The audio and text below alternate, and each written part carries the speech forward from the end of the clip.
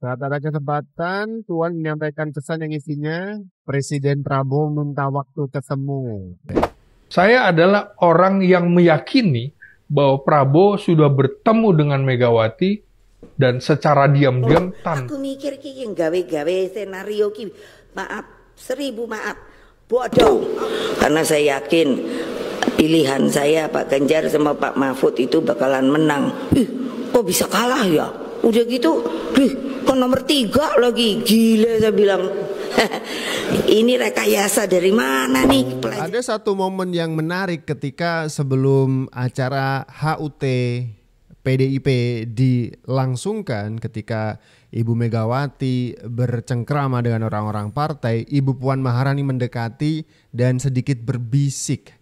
Ada orang yang membaca gerak bibir ya maksudnya dari Puan Maharani ini seperti mengatakan bahwa Ibu Megawati ini diminta untuk ketemu sama Pak Prabowo, mendinginkan suasana dan seterusnya. Diminta loh sama Bu Puan Maharani. Ini kayaknya berbeda pandangan dengan kubu sebelah gitu. Kubu sebelah maksudnya dalam internal partai PDIP juga, di mana Hasto Kristianto sangat antipati, pengen PDIP oposisi, ya kan? Pokoknya jauh-jauh dari namanya Jokowi, Gibran, dan juga Prabowo Subianto. Ini lobby-lobby cantik nih kayaknya ya. Saat ada kesempatan, Tuhan menyampaikan pesan yang isinya, Presiden Prabowo minta waktu ketemu. Minta ketemu sama mama. Apakah benar seperti itu atau Puan Maharani sedang pengen berpolitik saja, dalam arti bukan Pak Bro pengen ketemu, tapi pengen mempertemukan antara mamanya, Ibu Ketum ya kan, Ibu Megawati Soekarno Putri dengan Pak Presiden Prabowo Subianto. Ada misi yang diemban oleh Puan Maharani, bukan diberikan atau diutus oleh siapapun, tapi kalau saya kira ini adalah warna politik dari Ibu Puan Maharani yang menginginkan PDIP tidak terlalu ekstrim menjadi penentang dari pemerintah, tidak terlalu banyak atraksi. Ini adalah khas gerak politik dari Puan Maharani. Dan itu pengen dipraktekkan juga bagaimana dia pengen kemudian mengakuisisi pengaruh yang sudah selama ini dilakukan oleh Hasto Kristianto kepada ibunya. Dia pengen agak menggeser itu, apalagi sekarang Hasto sedang kena apes, sedang ditersangkakan KPK. Nah di sana Puan Maharani ngelihat ada celah. Saatnya lingkaran inti Ibu Ketum harus dibersihkan dari orang-orang toksik. Mantap ya, mantap. Lebih cantik anak ketum. Boleh. Saya adalah orang yang meyakini bahwa Prabowo sudah bertemu dengan Megawati dan secara diam-diam tanpa diekspos oleh media massa. Mereka berjalan tanpa ajudan dan lain-lain. Saya yakin itu sudah ada pertemuan. Ya. Karena hubungannya adalah hubungan antara Megawati dengan Prabowo. Ini kan sama dengan hubungan antara Sumitro dengan ayahandanya Prabowo, Sumitro Djohadikusumo, dengan Soekarno dulu. Hubungannya juga pasti ada pasang surut. Sama dengan hubungan Megawati dan Prabowo ada pasang surut. Tapi ketika ada musuh bersama, maka mereka akan bersatu begitu, Bung. Berarti rencana pertemuan antara Anies dengan Ahok ada sesuatu, katanya. Katanya sebulan lagi dan saya menghitungnya tinggal 4 minggu. Itu digerakkan oleh faksi dari PDI Perjuangan yang lain, bukan faksinya Mega. Saya sampai saat ini tidak yakin, belum menemukan rumusnya bahwa Anies Baswedan akan dijadikan calon presiden oleh PDIP. Untuk menjadi calon gubernur aja tidak. Jadi belum ketemu nih rumus. Walaupun panjang, kali lebar, kali tinggi, kali kuadrat, saya belum temukan itu. Jadi menurut saya PDIP akan tetap mengusung kadernya. Dan nggak ada, menurut saya waktunya adalah waktunya Puan, bukan waktunya yang lain. Karena kondisi Megawati yang besok itu 10 Januari akan berulang tahun, pada Januari ini akan berulang tahun, menjadi ulang tahun yang ke-78 tahun. Barangkali ini adalah akhir dari senjakalaning Megawati. Ya, apakah kemudian dalam kongres nanti akan dibuat semacam tetap menjadi ketua umum, ketua hariannya Puan Maharani, atau dia akan ditempatkan ada perubahan anggaran dasar anggaran rumah tangga untuk majelis menjadi ketua majelis tinggi seperti posisi SBY di Partai Demokrat dan Puan Maharani menjadi ketua umum. Karena belajar dari pengalaman Pilpres kemarin, elektabilitas atau popularitas itu tidak menjamin dalam kasus Ganjar Pranowo. Di satu sisi, sama dengan elektabilitasnya Pramono Anung, ya, yang tidak dianggap atau dianggap sebelah mata oleh kubunya Kim Plus, ternyata bisa naik. Kalau itu serius menggarapnya, saya kira ini sudah akan digarap betul-betul untuk PDIP mengusung Puan sebagai pendamping Prabowo Subianto. Karena 2029 udah dibahas nih. Tapi ini Slamet Ginting sebagai pengamat politik cukup apa istilahnya ya? Tebak-tebakannya itu cukup menggiurkan. Dia menebak bahwa Megawati dan Prabowo itu sudah ketemu. Cuman gak ada yang tahu dan tidak diekspos media. Lanjutan yang kedua bahasanya adalah Puan Maharani sudah saatnya tampil, mungkin ini akan menjadi perwajaan baru dari PDIP. Mengingat usia Ibu Mega juga tidak muda lagi dan saatnya Puan Maharani untuk pegang kendali, bersih-bersih kursi kepemimpinan PDIP dari orang-orang toksik. Tapi itu berlawanan dengan kubu saingan. Ada dua faksi di internal PDIP. Faksi yang satu adalah faksi Hasto CS, berikut Prananda Prabowo sebagai putra mahkotanya begitu ya. Karena Hasto Kristianto berdasarkan suara intinya itu pendukung-pendukungnya gitu ya, menginginkan Ibu Megawati tetap menjabat sebagai ketua umum sampai 2030 katanya. Jadi ada kepentingan dari Hasto CS untuk tetap menjadikan Ibu Ketum sebagai ketua umum yang bisa disetir. Saya nggak ngerti. Yang jelas kita sama-sama paham pembisik utama Ibu Megawati adalah Pak Sekjen. Tidak bisa dibantah kalau yang itu.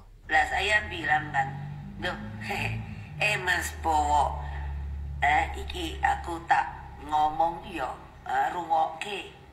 Pak Prabowo nih, orang mikir saya sama dia itu, wah kayaknya musuhan atau apa? Enggak. Nah, tapi saya bilang, Mas, kita kan boleh dong. Saya ketua umum, kamu ketua umum. Kalau kamu dibegitukan, melihat anak buah kamu dibegitukan, apa rasanya sebagai ketua umum? Pasti perasaan kita sama. Bukan sombong. Nah, padahal dia senang saya masakin nasi goreng. Udah lama. Ada yang ngomong, Bu, ada yang udah minta nasi goreng. Minta nasi goreng. Loh aku lagi ngumet anak-anakku banyak yang gak jadi. Sudah ada rencana sih buat siapin nasi goreng untuk pertemuan Pak Prabowo dengan Ibu Megawati Soekarnoputri, ya kan. Tapi sayang nih Pak Prabowo, Bu Megawati belum sempat masakin nasi goreng, masih mumet, masih pusing. Karena banyak kader yang gak jadi, termasuk calon presiden dari PDIP gak jadi Pak Prabowo. Harap maklum gitu. Tapi meski begitu, Ibu Mega tuh menolak dikatakan PDIP tuh kalah di pemilu 2024. Menolak fakta itu. Ibu Mega bahkan menyebut orang yang bilang PDIP kalah itu bodoh. Kok gitu? Bukannya emang kalah, Bu? Gimana sih? Coba siapa nyangka? Padahal waktu itu mau nangis, mau marah. Ketika, Jakarta nih ya, gila nih Jakarta. Terus aku mikir, gua tunjukin silatnya saya. Lo ya, coba toh, yang direkayasa Lah saya itu kan kayak nggak ngerti, nggak orang lapangan, nggak opo ngono. Aku mikir ki gawe-gawe senario ki, maaf, 1000 maaf, bodoh apa? Ngambil mau Bali, oh gitu kan. Kayaknya enak kalau ngambil Bali, dadat ngono kan. Wes. Terus yang dijadikan aku sampai guyang-guyu. Orangnya namanya kan Gajah.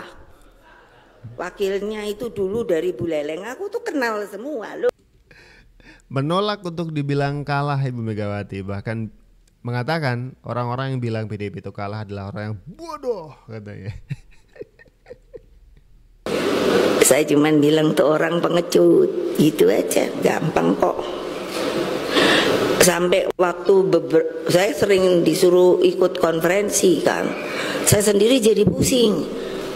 Wah, Pancasila tuh di dunia luar laris banget. Lah di sini orang aja hafalan melulu, tapi menjalankan perbuatannya tidak. Lah seperti sekarang inilah. Kenapa mesti ditutup-tutupi? Loh, kamu ngerasa apa enggak? Kenapa saya terus bikin acara ini? Saya bilang sama Sekjen, udahlah, kita ini kan lagi prihatin, nggak usah rame-rame. Tadinya saya mau bikin kan mau besar gitu, karena saya yakin pilihan saya Pak Ganjar sama Pak Mahfud itu bakalan menang. Kok bisa kalah ya? Udah gitu, kok nomor 3 lagi, gila saya bilang. Ini rekayasa dari mana nih pelajarannya? Saya kepingin juga belajar kayak gituan. Gila deh, itu namanya orang udah mabuk. Apa namanya? Kalau di psikologi, aja guyu loh Mas Butet. Saya kan senimaniwati juga. Jadi namanya apa? Yang namanya itu megalomania. Nah,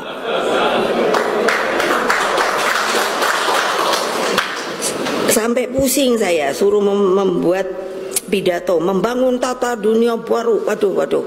Karena itulah sangat wajar apabila pemikiran tersebut dapat diajarkan menjadi bagian dari kurikulum pendidikan agar seluruh rakyat Indonesia dapat mengetahui jalan pemikiran presiden pertamanya. Oke, ini intinya Ibu Megawati itu gak terima Ganjar Mahfud kalah, bahkan menyebut ada rekayasa ini dan itu gitu ya. Kenapa kok heran Ganjar Mahfud kalah? Udah pede duluan Bu ya, bakal menang gitu. Seperti ini nih.